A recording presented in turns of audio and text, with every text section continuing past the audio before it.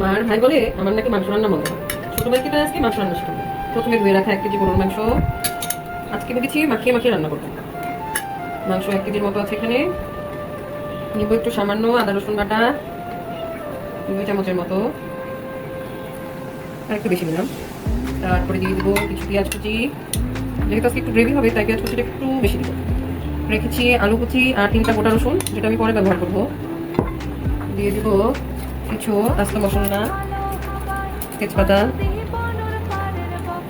2-4টা এলাচ, দারুচিনি আর কিছু কাঁচামরিচ, স্বাদ মতো লবণ,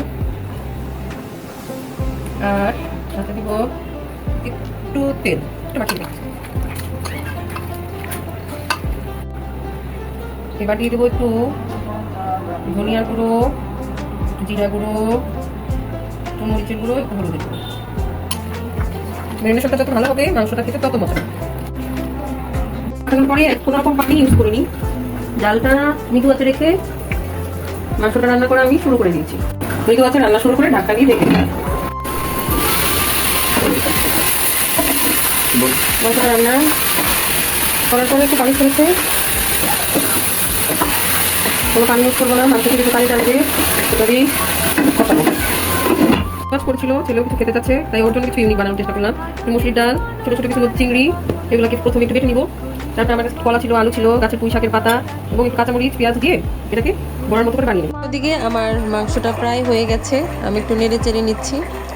পানিটা আর একটু শুকিয়ে গেলেই আমি চুলার আঁচটা বন্ধ করে দিব। ব্লেন্ড করা চিংড়ি মাছের মধ্যে আমি দিয়ে নিলাম একটু ময়দার গুঁড়া, একটু হলুদের গুঁড়া, মরিচের গুঁড়া, ধনিয়ার গুঁড়া, একটু গাছ থেকে পাড়া আমার কলমি শাকের পাতা, পুঁই শাকের পাতা, সাথে একটু লবণ, সব কিছু দিয়ে একসাথে মাখিয়ে নিব। মাখানোর পরে তারপর এটাকে আমি ডুবো তেলে ভেজে নেব। কষানো হয়ে গেছে আমার প্রায়। এখন একটু ফুটন্ত গরম পানি দিয়ে মাংসটাকে সিদ্ধ করতে দিয়ে দেব। পানি দেওয়ার পরে আমি একটু আলু, কেটে রাখা ধুয়ে রাখা আলু এবং রসুন দিয়ে দিলাম।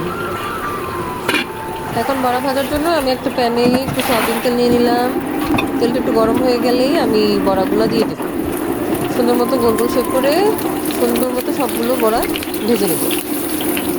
এখন অপর পিঠটাকে আবার সুন্দর করে আলতোভাবে ভেজে নেব। বড়াগুলো মুচমুচে হওয়া পর্যন্ত আমি বাদামি রং করা পর্যন্ত ভেজে নেব।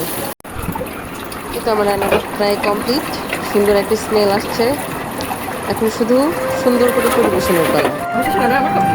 এখানে আছে আমার রান্না করা গরুর মাংস, সাথে চিংড়ি মাছের বড়া এবং পরিবেশনের জন্য একটু বেগুন ভাজা আর একটু সালাদ।